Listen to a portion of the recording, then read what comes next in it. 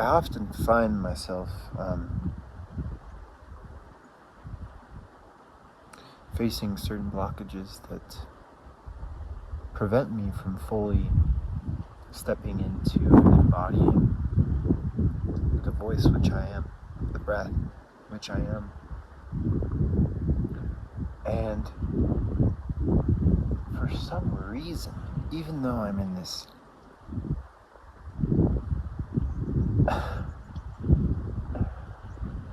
like incomprehensibly beautiful landscape, land, terrain, by a lake, magnificent mountains, and you're only seeing a little portion. These mountains, they just go all around.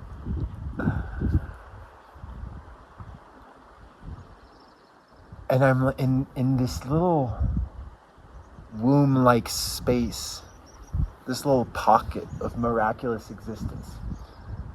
And there happen to be some gray clouds passing, but it'll be okay.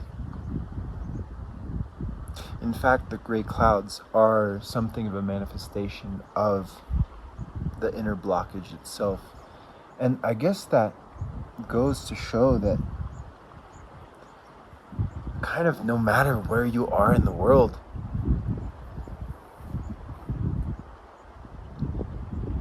you can't escape your inner world. Your inner world is here with you in this body at all times. If you have blockages,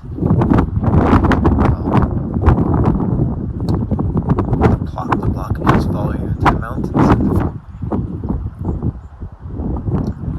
the blockages follow you into the mountains and the forests.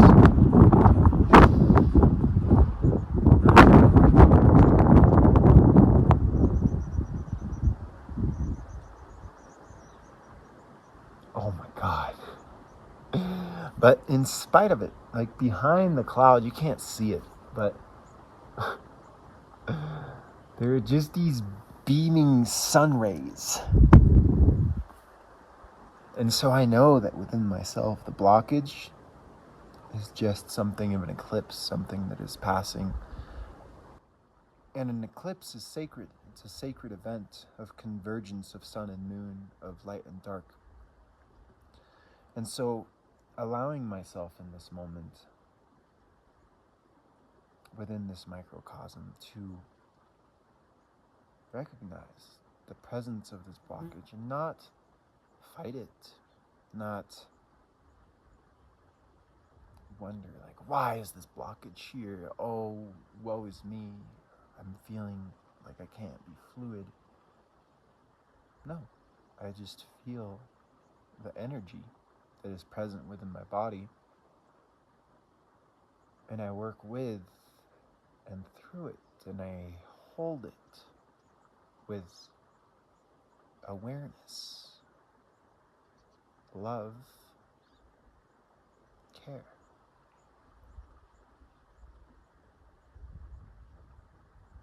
And I weave that intention into the breaths that I breathe linguistically, this fountain of language that is flowing from my body, that is in itself untangling the knot of the blockage.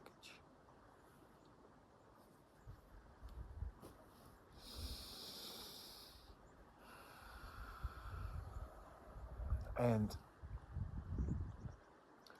this is one of the powers of language and breath and intention that, to a very large extent, you're not at the whim of reality. You're not a victim of reality. You're not just a passive observer with no possible control over reality. You have the capacity, through language, intention, awareness, to shift and to move through whatever reality presents to you. And I say you, I also mean I, because that's what I'm going through. But you and I share that same attribute. And for me, my wand, so to speak, my spelling wand is my language. That is the way that I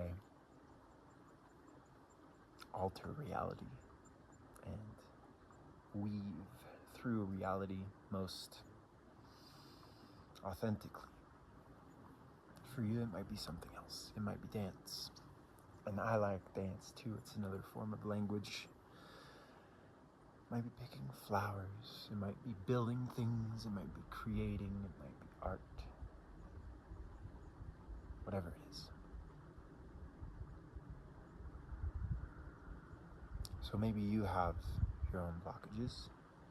And I just want to tell you that I'm here with you now. I'm here. And we're kind of in different nows, but it's the same now at the same time. Because you're watching this at a different time than this now, but still now for you. That's a side note. I am here working through this blockage on our behalf with this womb space of these mountains, so as to invite that energy into this microcosmic vessel, that it may be felt, and maybe the pain, the uncomfortability of coming out of the womb, of working with the energies of the womb space of the sacred mountains of the earth. Sacred mountains being potent,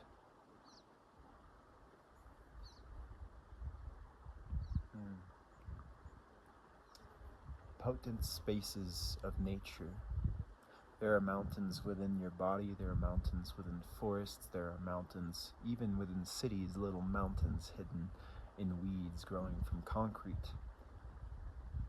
I'm speaking of these mountains here, but I'm speaking of metaphorical mountains and the interwovenness between these spaces as the womb that is constantly here birthing reality into being.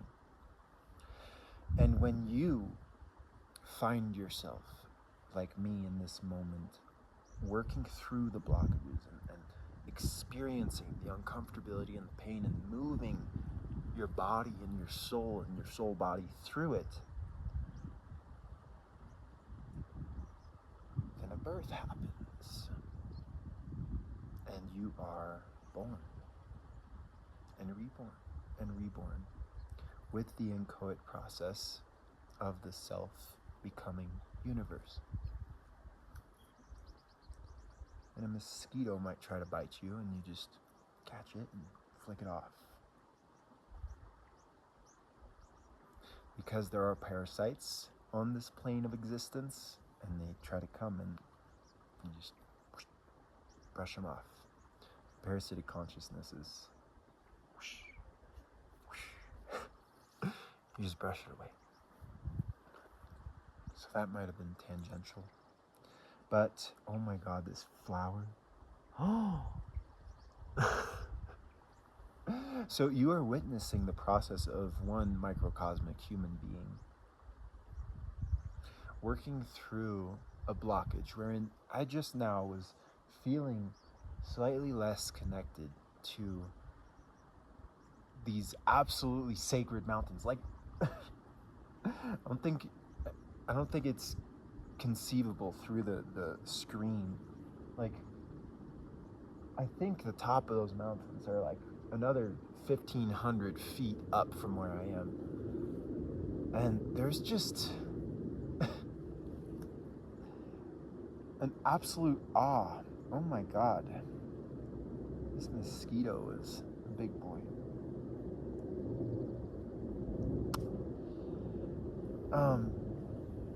Man, the parasites are coming in hot.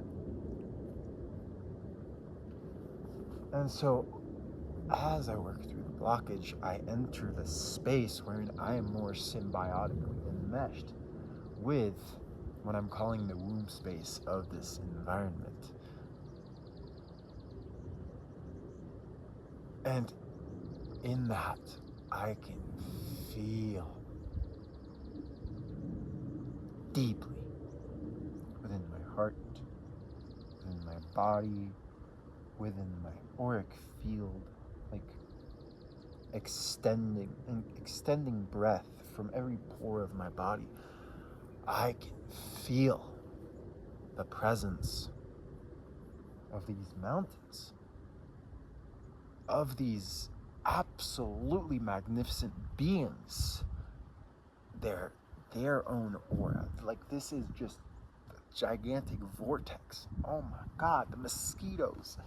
The mosquitoes have come to try to ruin this discourse and this exploration, and it is quite a shame. So I guess I will bring this to some kind of close in saying that what you have witnessed just now is someone who did not feel comfortable communicating because of some kind of blockage within their microcosmic auric field, body, soul body. And just by inquiring into it with awareness, with love, with linguistic breaths of exploration, this microcosm has reached a level of equanimity, love, peace, and what feels like authenticity, and can now carry that energy through this body, into the world, into the rest of the day. And into your life. And offer it as self-imposed medicine, which can be shared and hopefully be medicine for somebody else as well. Because now that I've worked through the energy of the blockage,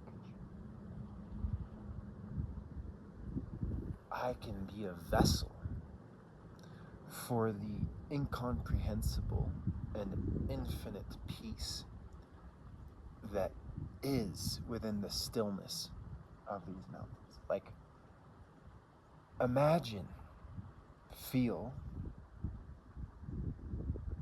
these monumental beings made of rocks and crystals and minerals and vibrating consciousness, and the passing of time, of eons of time, unmoved, unscathed, winds coming through, storms coming through, no budging, maybe a little bit of carving with time, but really the carving of the hand of God, like God just sculpting the absolute magnificence of these sacred mountains, which are very close to the sky and the heavens. Heavens are also within, but, celestiality.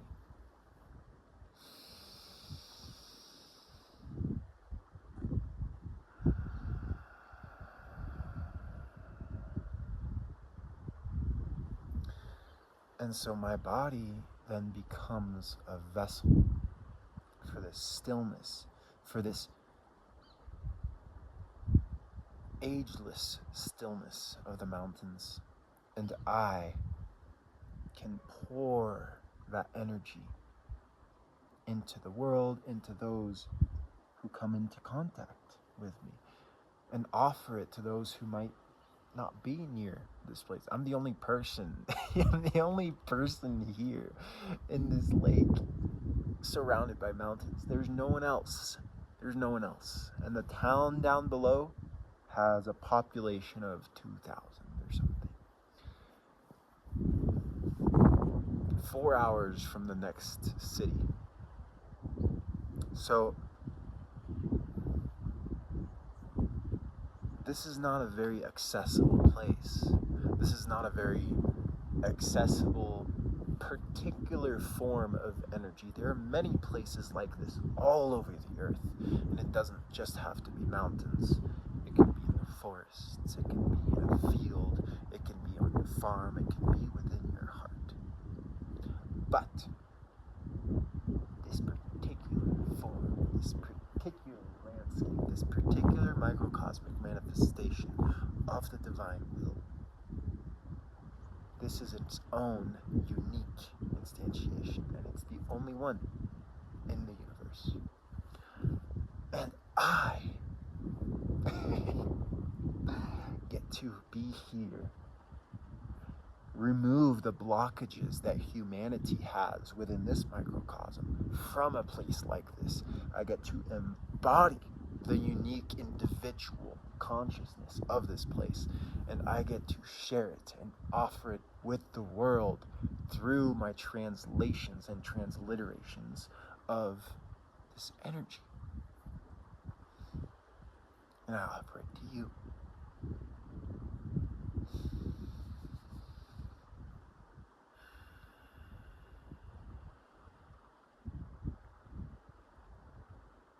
And the mosquitoes left, which is magnificent.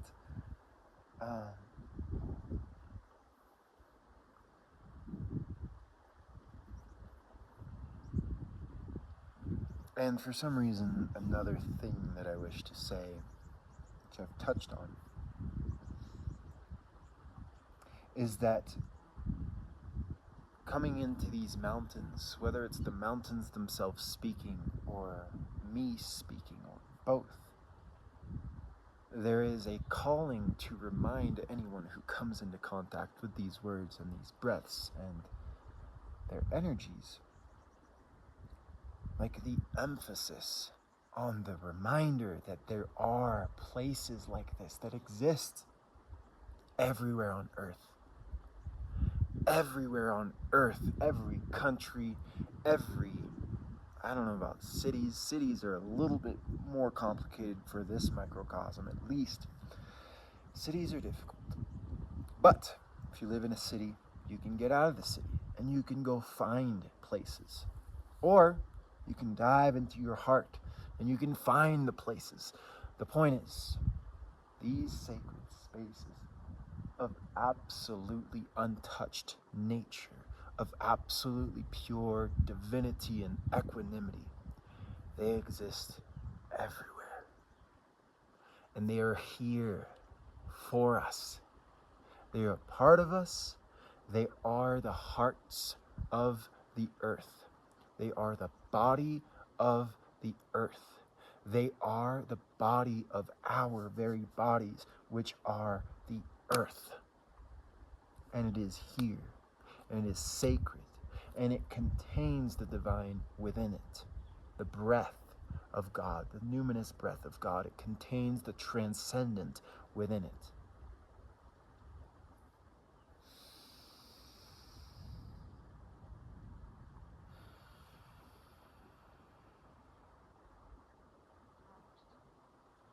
And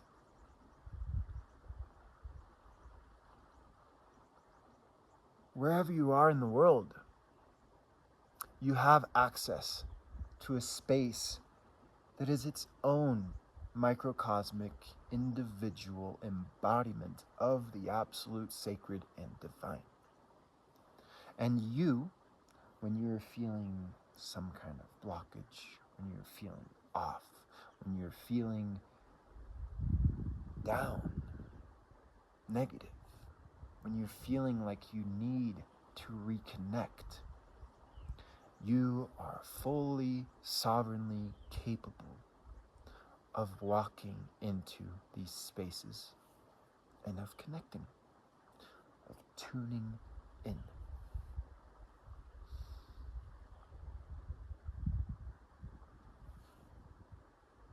And when you do,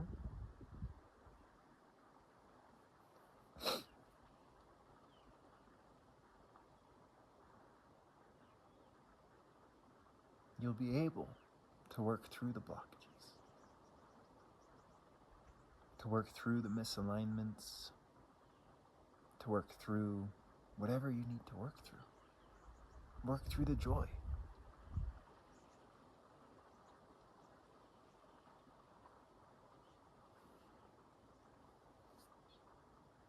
And in working through all of that,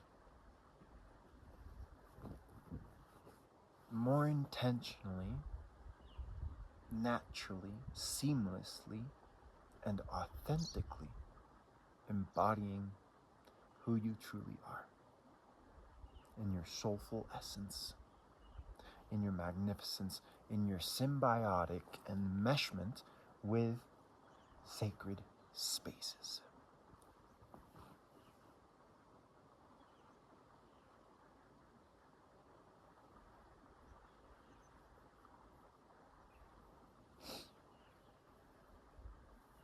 I think that's all I have to say for today.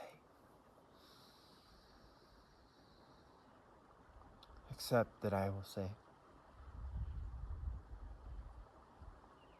that may the beneficent spirits of the mountain and of the sun and of the magic that you contain within you be with you. And may you carry them into your days, into your life, and may they take the form of healing and more magic and more magnificence and more connection to the absolute divine.